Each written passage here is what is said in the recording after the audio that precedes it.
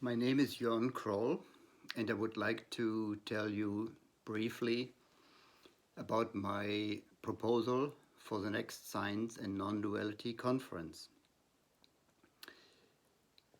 The title and topic of my proposal is Facing Up to Mortality, Heidegger's elixir for individuation and authentic living, with a glance towards the Tibetan multi-life perspective.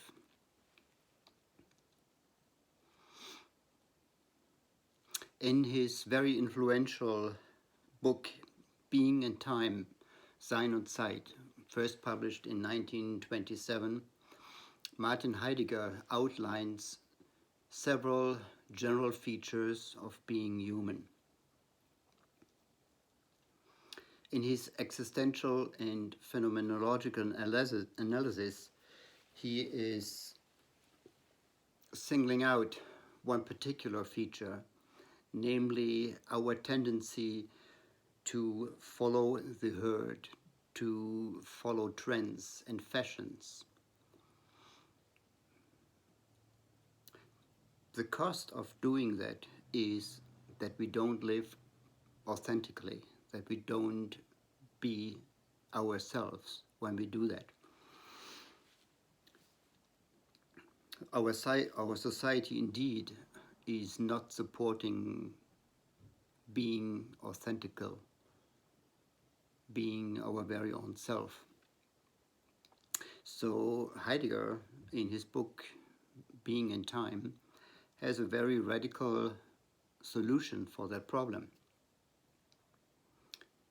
His solution is facing up to mortality, facing up to our very own death.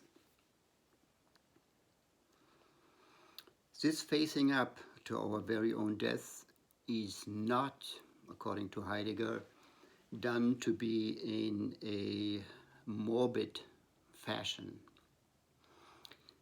And it's also not done to be in an abstract philosophical fashion. It is to be an authentic, practical, everyday exercise in our ordinary kind of living, a mindful preparation and a mindful anticipation of our very own death.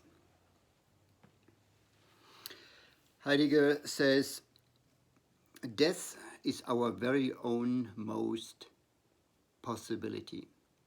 Nobody else can die for us.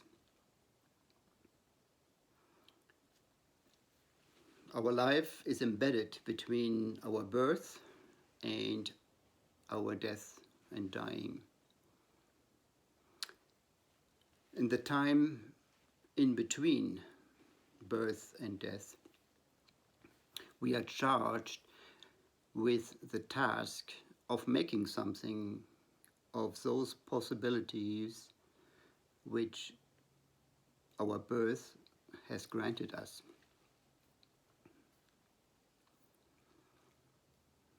In a very important book, this in-between phase is singled out. And I'm referring to the great book of natural liberation through understanding in the between, more popularly known as the Tibetan Book of the Dead, which is not the real title, but it is known with that title.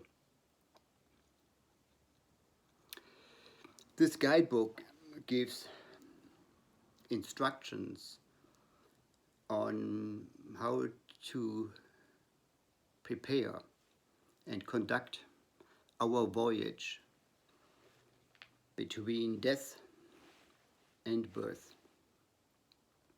So while we look generally mostly on Heidegger's analysis of how to be authentic, how to live an authentic life, and what role the anticipation of death plays in the possibility to become authentic. We will also look at some parallels between these two great guidebooks. For instance, both books put a lot of emphasis on learning and understanding, but not just to be learned and know a lot. This learning and understanding has a particular task, namely to inform us and to train us and prepare us for the crisis points, the tipping points in our lives, in which we have a chance to further our future evolution. I'm looking forward to seeing you at the next Science and Nonduality Conference.